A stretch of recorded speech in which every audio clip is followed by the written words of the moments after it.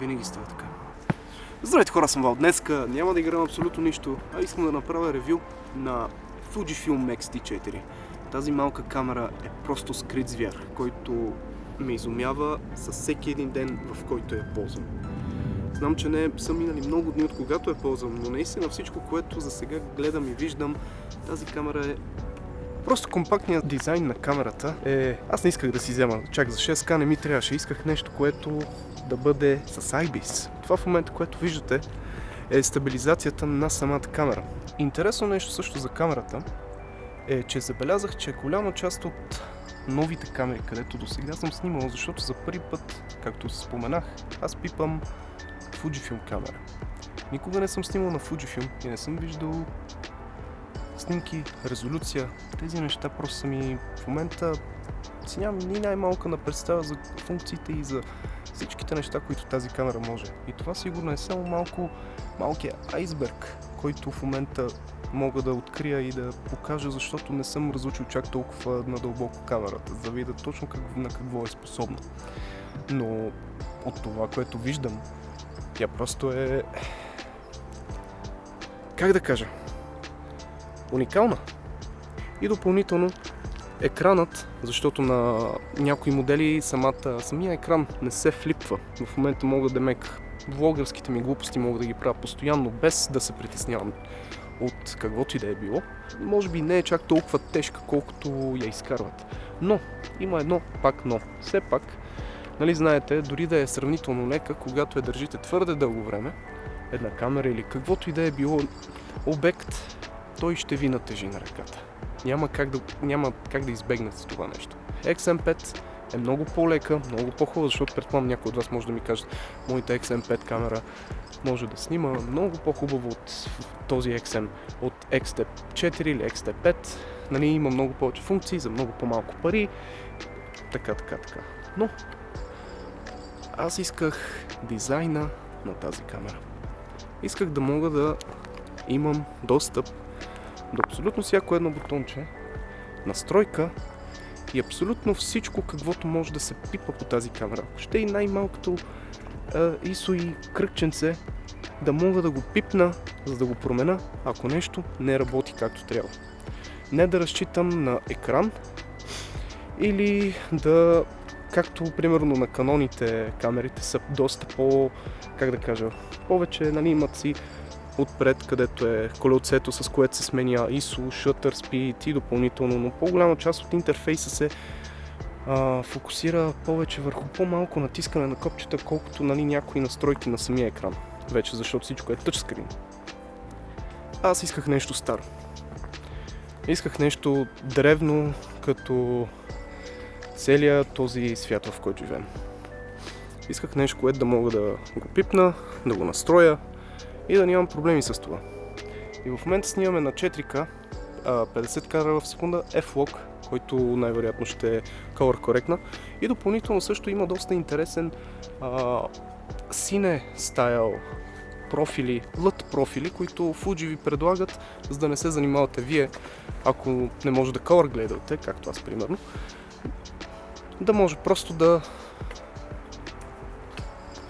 смените color гледа по време на снимките и да не ви трябва да го color грейдвате после.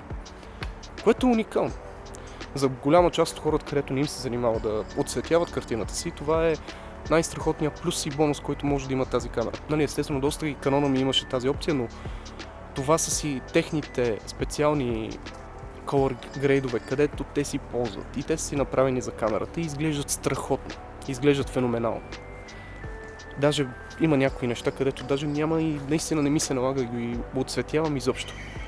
Това е просто един плюс и бонус към системката, която получавате, когато вземете тази камера. Искам сега, защото аз нямам някакъв по-висок клас обектив, имам само този, който ми дадоха с камерата, тази Bright Star 10 мм.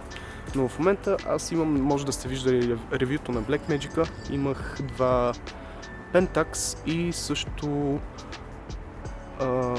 мисля, бяха два Pentax. Pentax Vintage обективи, ретро обективи, където са единият е 80 на 200 и другият е 50. А М42, това са старите обективи, където се навиват на резба. И в момента съм взел на крайник, за да мога да монтирам от М42 към Fuji X, което да може да работи. След малко ще ви покажа някои по-тестови кадри, които да може вие да прецените дали ви харесва камерата, дали качеството ви харесва за това, което виждате, защото няма да направя абсолютно всички тестове, защото снимам в момента това, което реално мен ме интересуваше, когато разглеждах тази камера и не го намирах. Това беше просто да видя качеството, колко FPS може да снима, шутър спида, по-скоро колко кадри в секунда може да прави самата камера не като видео, а като снимки. Това са 15 FPS, 15 снимки в секунда. Горе-долу мисля, че може да направи. Стреля като автоматче. Буквалния смисъл стреля като автомат. И допълнително се води Water Shield, което означава, че ако сега случайно нещо завали или се случи да чупи на дърво, да не се повреди. Сега не казвам, че ако я потопите в някоя река или експлоатирате да я топнете във вода, като не знам, че ще издържи, но предполагам, че това ниво на Water Seal, което има, е по-скоро предназначено за нещо ако навънка вали и примерно трябва да я приберете, малко я накапе, да нямате проблем с това нещо. Да не се притеснявате, че тя ще се прецака, което е хубаво. Лимитацията за снимане, което е 30 минути, има фиксирани 30 минути, които се снимат и спира да снима. Намек снима 30 минути, спира ви клипа. И това за сватби и други такива събития, мисля, че няма да е много приятно да пуснете камерата и случайно да забравите, че не сте пуснали камерата наново и да изпуснете цялото нещо, което е трябвало да снимате. Това, според мен, никога не е било хубаво за mirrorless, DSLR, всичките като цяло камери, ако не е видеокамера, която да си е предназначена. Но все пак е направено изцяло от създателите на камерата, умишлено така е направено, така че ние нямаме много власт на това. Но също друго нещо, тя е mirrorless, забравих да го спомена, сигурно много от вас се интересуват. Mirrorless камера и също така вътрешният процесор е X-Trans 4 процесор на Fujifilm, което е сравнително по-новият им процесор. Това е по-скоро предпоследното поколение процесори за камерите. Което не знам какво ми говори, не разбирам толкова от процесори за камера. Така в момента какви са ми впечатленията за камерата. Ако искате да видите нещо наистина професионално, да се постарая с камерата, просто ми кажете и напишете долу в коментарите. Ако желаете да видите нещо наистина детайлно и да видим абсолютно всички видове тестове, по-детайлно да видим нещата за камерата. Стига да желаете. Защото може и аз да го направя, но трябва да имам и повече опит с нея, за да мога да си го позволя. Което означава, че трябва да поработим заедно малко с теб. Оставям я и просто ще си продължа по пътя. Надявам се да ви е харесало. Сигурно доста голяма част от нещата, където съм казал, може и да не са така, може да са така. Правете ме долу, а ако нещо не знам, напишете ми, ако съм сбъркал, защото все пак нова камера, това ми е първата Fujifilm камера, която някога съм ползвал и си нямам на представа и съм като индианец малко в момента с нея. Трябва ми помощ, хора. Наистина, трябва ми помощ за това малко чудовище. Благодаря, че гледахте и ще се видим следващия път.